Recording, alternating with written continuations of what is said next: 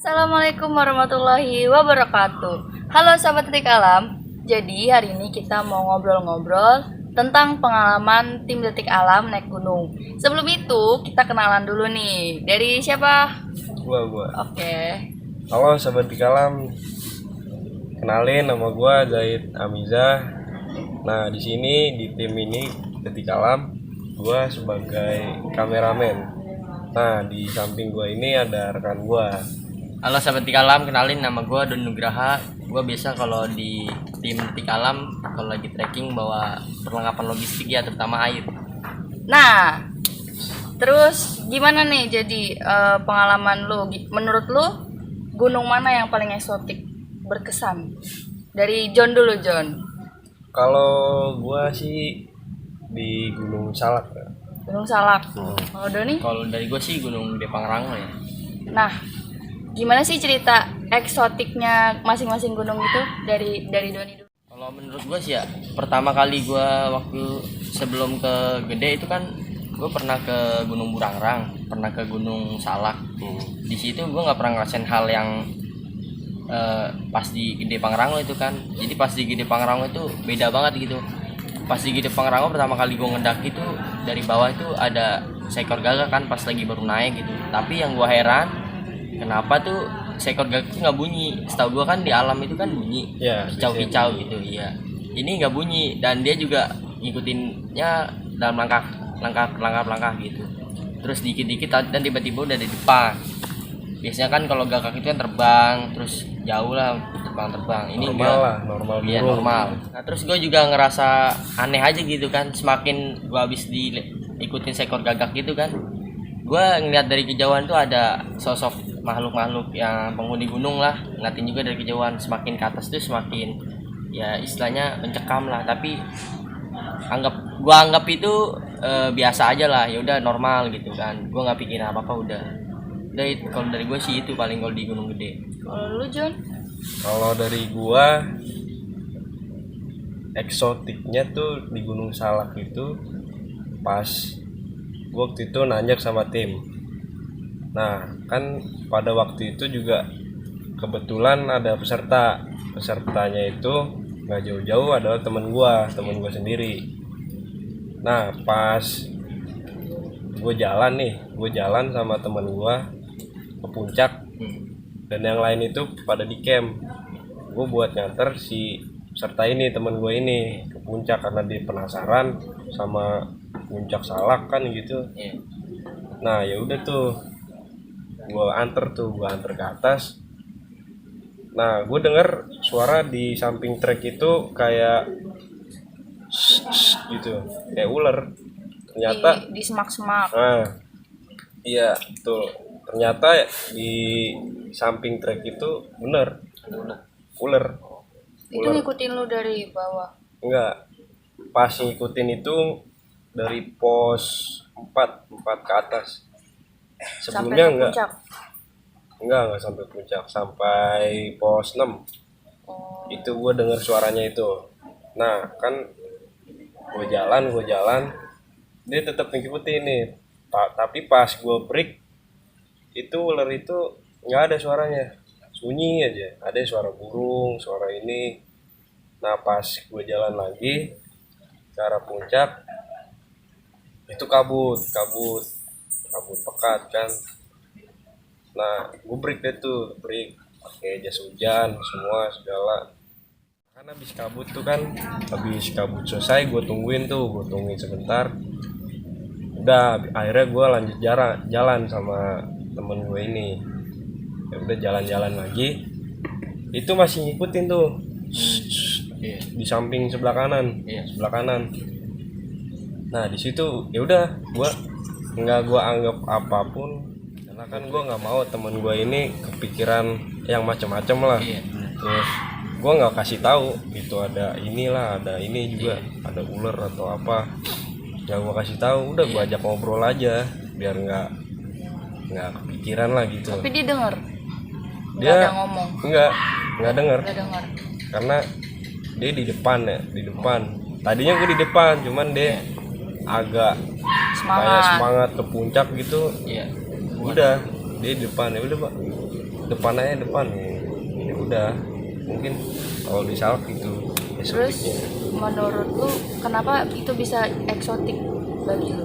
Ya karena sebelumnya ya gua daki gunung-gunung lain tuh nggak pernah kayak gitu. Nah, menurut lu kenapa hal itu eksotik? Ya menurut gue sih ya, karena pertama kali itu gue baru di Gunung Gede Pangrango tuh ngerasain kayak diikutin seekor gagak ya. Nah kan tadi juga gue bilang di Gunung Burangrang, Gunung Salak sama gunung yang pernah gue daki tuh nggak pernah tuh gue diikutin seekor gagak, apalagi dari bawah tuh kan gue udah ngerasa aneh gitu. Dan gagak-gagaknya juga nggak ada suaranya lah, gitu paling. Jadi itu pengalaman pertama lu diikutin burung Iya, di gunung. di Gunung Gede juga. Terus menurut lu kenapa kejadian itu bisa terjadi? Ya itu yang gua rasain sih karena sebelumnya kan gua ada problem, ada masalah lah di kota gitu kan.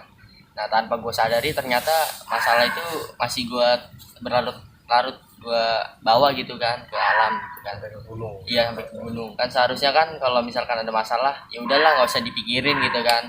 Nah di situ kan gua baru sadar gitu kan, oh iya ini karena dari masalah pribadi gua gitu kan.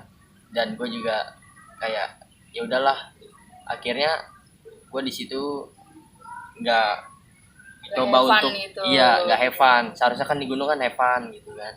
Jadi di situ gue mencoba untuk ya relax, happy biasa gitu, nggak dibawa-bawa lagi gitu kan, nggak gue pikirin lah masalahnya, santai. Kalau dari lu kenapa bisa kejadian kayak gitu? Sebelumnya sih gue nggak tahu ya, karena itu gue nggak mikir apa-apa. Nah pas udah turun itu baru gue tahu permasalahannya di mana, kesalahannya di mana. Di mana tuh? Ternyata tuh permasalahannya itu ada di teman gue, si peserta itu. Ternyata dia mau jimat. Jimat. Jimat. Bentuknya kayak gimana? Jimatnya itu bentuknya kayak pelor besi gitu. Nah gue nggak tahu deh tuh itu ada, entah ada isinya. Lu tahu nggak kalau misalkan dia mau bawa jimat nih ke atas nih? Gue nggak tahu, sama sekali nggak tahu. Sebelum nanjak itu tim udah briefing nih, udah wanti-wanti jangan bawa yang aneh-aneh gitu. Dan bawa yang aneh-aneh, terus yang dilarang nggak usah dibawa. Buat apa gitu? Iya benar. Yang dibawa ke atas. Nanti kan kita nggak tahu kejadian apa yang nggak kita duga. Ternyata kejadian bener. Untung nggak kenapa-napa, tuh ular cuma ngikutin doang. Iya, untung gue nggak tahu entah dia lupa atau gimana, di tasnya nyempil atau gimana. Jadi gitu. Nah, dari pengalaman lu naik gunung, ada nggak sih pesan-pesan buat para pendaki? Ya kalau dari gue sih pesan-pesannya ya jangan jadikan gunung itu cuma tempat buat pelarian, terus jangan jadikan gunung juga tempat untuk kalian bersenang-senang. Ya boleh bersenang-senang tapi tahu batasannya lah, karena kita di alam juga kan hidup berdampingan. Kan pasti kita harus saling menghargai antara makhluk penghuni atau flora dan faunanya ya kan. Yang Karena kelihatan juga. iya benar. Karena kan di alam juga kan yang kita tahu kan itu kita kesana itu mau menikmati. Terus utamain adab sama perilaku kan, karena kita kan di kota dimanapun pasti kan kita harus punya adab. Iya. Perilaku gitu kan. Apalagi di alam kan, tanpa kita tahu juga kan penghuni sono kan ngerasa terganggu kalau kita Nggak nggak sopan, sembrono, sembarangan gitu. Kalau dari gue sih paling itu aja. Kalau dari lu, John? Pesan-pesan dari gua adalah mungkin ini bisa dijadiin, diambil pelajarannya, atau bahasa Arabnya hikmah ya. Iya, siap. Hikmah. Jadi ya ngapain lah bawa jimat gitu, terus bawa barang-barang terlarang gitu. Karena kita di gunung nggak ada keperluannya gitu, ada kebutuhannya. Mendingan bawa SB kan. Bawa SB hangat. Bener banget itu. Daripada bawa jimat. Sama bawa makanan yang banyak. Iya. Aduh. Itu Ya. pertama. Terus juga kayak petak-petik tumbuhan, daun, ranting, pohon, yaitu Jangan. merusak gitu. Merusak merusak tanaman, semuanya ekosistem. Jadi ya nggak seharusnya juga gitu. Jadi kalau mau mendaki ya mendaki aja, Nikmati alam. nikmatin, karena kan nggak yang brutal kita dari kota ataupun dari bawah, kita nggak harus ya bawa ke atas gitu. Nah, soal ini juga petak-petik di gunung, kan banyak tuh pendaki lain, kita juga sering lihat kan Iya. yang metik sembarangan, asal nyabut tadi gitu kan. Jadi ngerusak. Iya, kayak orang PA gitu Iya. kan, ngasal gitu. Buat Itu- apa gitu ya? Iya, harus ngerusak kan Iya. gitu.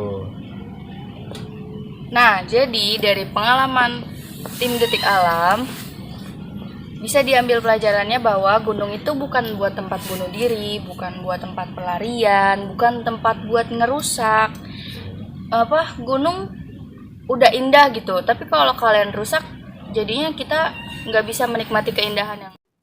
Terus juga nih sahabat di alam, kita kan di alam nggak cuman kita aja yang kelihatan, maksudnya juga kan ada Makhluk makhluk yang yang nggak nggak kelihatan. kelihatan, Iya. terus ada flora dan faunanya gitu. Kita juga wajib hormatin sesama makhluk ciptaan Allah, karena kan kita itu juga hidup saling berdampingan Iya benar. antara makhluk yang kelihatan maupun enggak, Iya. terus flora dan faunanya. Hmm. Ya mungkin itu aja sih. Nah, jadi sahabat Detik Alam, dari pengalaman tim Detik Alam bisa diambil pelajaran bahwa gunung bukan tempat buat bunuh diri, gunung bukan tempat pelarian, apalagi buat ngerusak. Gunung udah indah gitu kan, kita naik gunung mau menikmati keindahan, tapi kalau dirusak kita kan jadi nggak bisa nikmatin gitu. Iya. Terus juga bukan buat tempat cari eksistensi dan lain-lain Iya. gitu. Terus bukan buat vandalisme. Iya. Karena kita juga banyak ngelihat vandalisme itu. Kayak gitu. Dan juga yang rawat hutan dan alam seisinya kalau bukan dari kita pribadi diri sendiri siapa lagi gitu kan. Tuh. Ya. Mungkin itu aja dari kita, kurang lebihnya mohon maaf. Wassalamualaikum warahmatullahi wabarakatuh. Jangan lupa like, comment, share, Share and and subscribe. subscribe. Karena subscribe itu gratis. Buruan Gratis, subscribe tis. sekarang juga.